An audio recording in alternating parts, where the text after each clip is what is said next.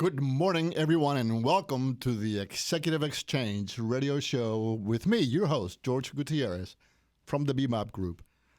Today we have a treat because today we're going to talk about all the things that I love to talk about. Guess what? Again, we'll talk about leadership, we'll talk about community, we're going to talk about business. But we do have a treat, so please help me to welcome Emily Marlow Beck.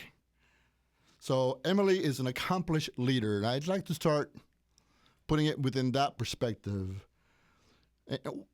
Why is she an accomplished leader? Well, because she always also happens to be a woman. So notice I didn't say woman and then leader. I specifically referred to her as an accomplished leader that happens to be a woman. And we're going to talk about that a little bit, and maybe she's going to share some experiences.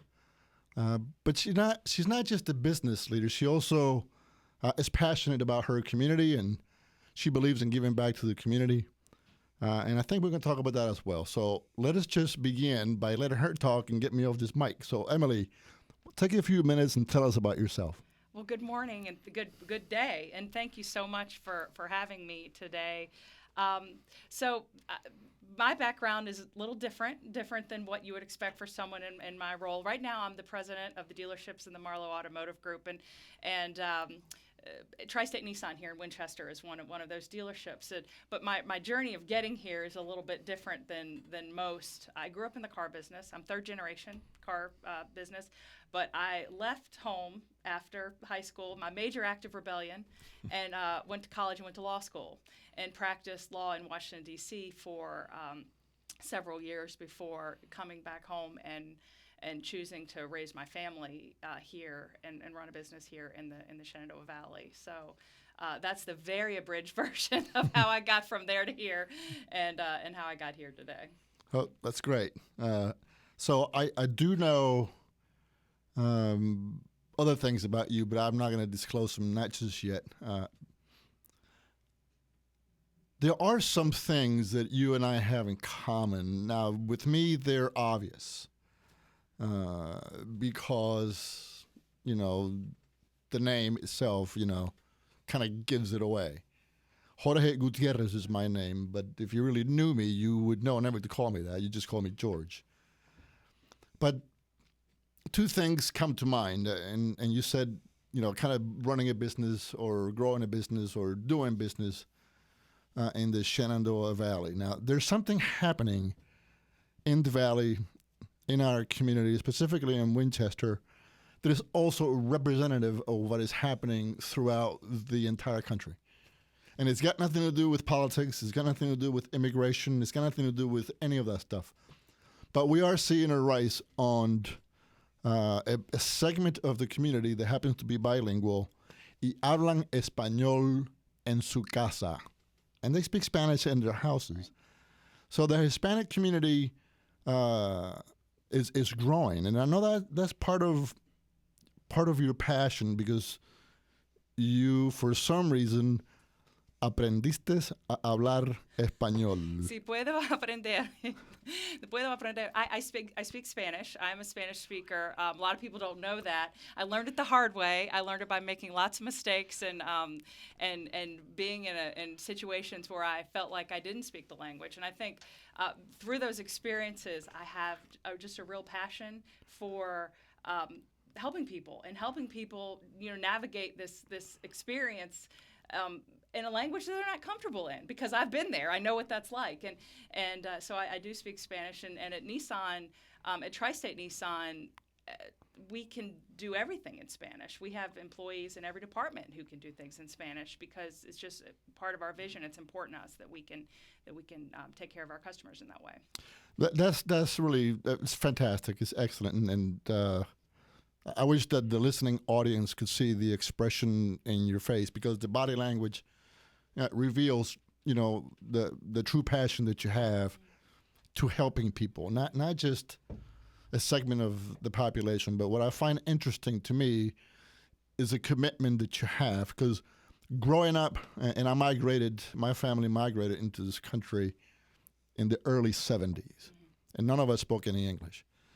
And so we, as kids, and I was 13 when we came over, so very quickly we learned English, but mom and dad didn't. And I remember that they would take us everywhere to make major decisions. And they were literally at the mercy of kids that were doing the translating, for buying houses, for buying cars, making, important decisions for them. And the children were the ones that were literally, aiding in that process. So it's important to me just to hear you describe that not only the president of the company has made the commitment to grow personally and professionally by learning a different language, but that you also hired additional staff who is bilingual that can aid in this process. Can you give us an experience and, what makes you different, from that perspective? Well, you told the story about having to translate for your family. I know what it's like being overseas and wanting to tell everyone, look, I'm not stupid. This isn't my native language. And so our customers should be able to come in and make this purchase. It's usually the second largest purchase in their lives, and be able to do it with confidence and know what they're doing. But it's not just sales. We have salespeople who speak Spanish. We have sales managers who can speak Spanish. We can deliver the vehicle in Spanish. But we also have parts employees who can buy a part in Spanish. I mean, you can have your vehicle, you can go get an oil change and speak to someone who speaks Spanish. And part of that is because these are big decisions, and we need to empower our customers to feel comfortable to be able to make these decisions, and feel comfortable that they know what's going on in the transaction. Okay, well, that's very good. Now, feel free to correct me because I'm probably going to be wrong, but the last statistics that I looked at, it has people changing cars every 4 to 5 years or something like that, which means they have to go through an experience all over again for various reasons. Either their warranties, were expired, or they just need to upgrade or trade or something. Because you are locally owned, what is it that makes you a little different to facilitate that process for your repeating customers?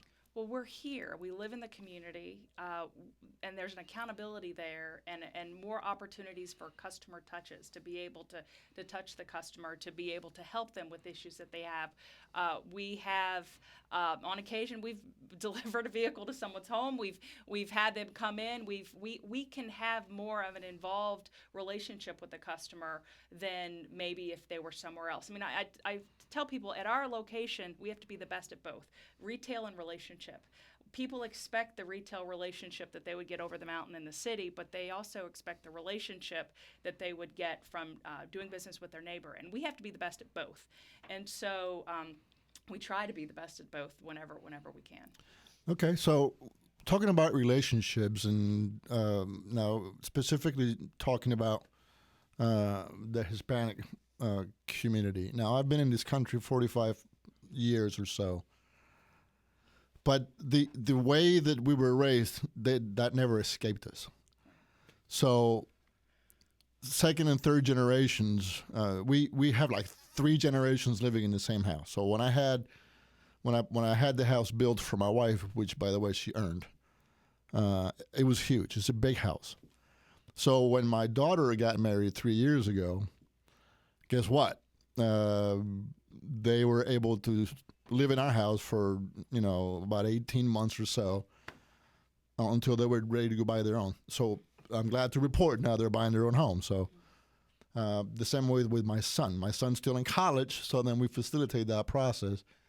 So it's sort of an extended family, which means when you really look at the purchasing power of an extended culture or family that sort of lives like that, you have wage earners in the house that, makes things a little easier for them to cope with the price of things. However, we still have young people. So I have a young person that needs a car. But we have a budget, and we don't want him to exceed that budget. Do you have anything in Tri-State Nissan that helps your potential buyer to deal with something like that? We have a huge range. Everything from our value line, which is a used vehicle, very low budget for something like that, a lower end used vehicle, high mileage typically, all the way up to the very top with the brand new Armada that just came off the truck that about a couple weeks ago. So we have everything in between because we know that, because we have customers who have been coming to us for generations, and we have customers who the grandfather and the granddaughter all service and buy vehicles from us, and we have to prepare and staff and stock something for everyone. So yeah, we do. All right. So let's just take a pause and give you a minute to. What's your contact information? How do we find you? Either online, phone? The internet, everything's digital these days. So the best place to find us is on our website, www.tristatenissan.com, or on Facebook. We love people finding us on Facebook, and you can keep up with what's going on with us, and that's the best place to reach us. And again, we can communicate with you digitally in English or Spanish. We have Spanish BDC representatives who can handle emails and phone calls in Spanish as well as English. So now earlier you said something, and I kind of struggle with whether or not to ask you this question, but I'm going to get out there and I'm going to ask it anyways, and I'm hoping. Go ahead. I'm hoping for the right experience here. You said you can take care of the Spanish speaking and reading client. For throughout the full length of the experience. Does that mean the documentation, it's also translated? Well, at this point, it's not, and that's something that we would like to do as the business, as that piece of our business grows. It's not required under either state or federal law, but it's something that it's an added service and an added experience to our customers who don't speak English. So as that customer base grows and as that demand grows, that's on my heart as something that I would like to pay a law firm to do that for us. Yeah, but now you can see why it was a loaded question. I deal with this particular question in the real estate industry. Mm-hmm. So there are legal reasons for why these documents have not been translated yet. Mm-hmm. And then when folks take the time to provide it as a service and take it up on themselves without getting the federal, prerequisites taking a look at, they don't provide a service. They provide a disservice. Mm-hmm. So I appreciate what you're doing in terms of facilitating the process.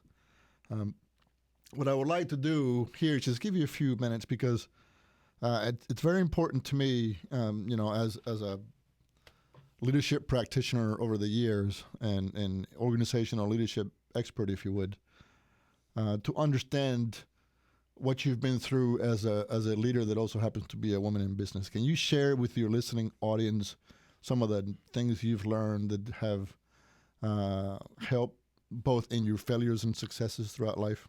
Wow, that's a really deep question. In terms of being a woman, I think I was very fortunate. I was raised with all sisters, and I was raised with a dad who didn't treat me any differently by being a woman or a man. So I never knew any different. And sometimes I don't make as big enough of a deal of being a woman-owned dealership maybe as I should, because I don't think of it that way, and I don't think of it as it's never been. I've never perceived a barrier to that. But I will tell you where it's helpful is culture's changing and things are changing. I just had a baby, another baby. I've got 3 children.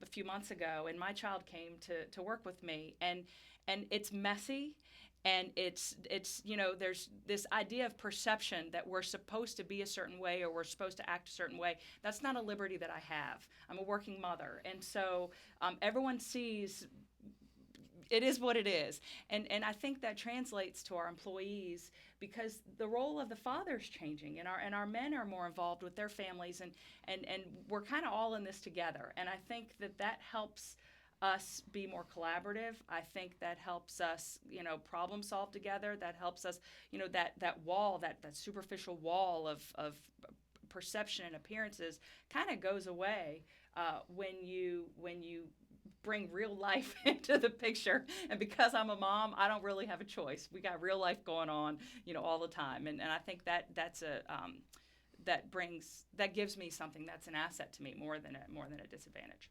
Well, thank you so much. Thank you so very much. competing priorities are difficult things to do, but we can see Emily's commitment to both Hispanic community, but the rest of the community, but also to her family. And she's a committed leader who's modeling the right behaviors, and all of us can take a page from her experiences and learn that collaborative process that she talks about as we continue to adapt, transform, and change within a changing culture. Thank you again for listening to the Executive Exchange with George Gutierrez from the BMAC Group and with our special guest, Emily Marlow Beck. Thank you very much. Whoop.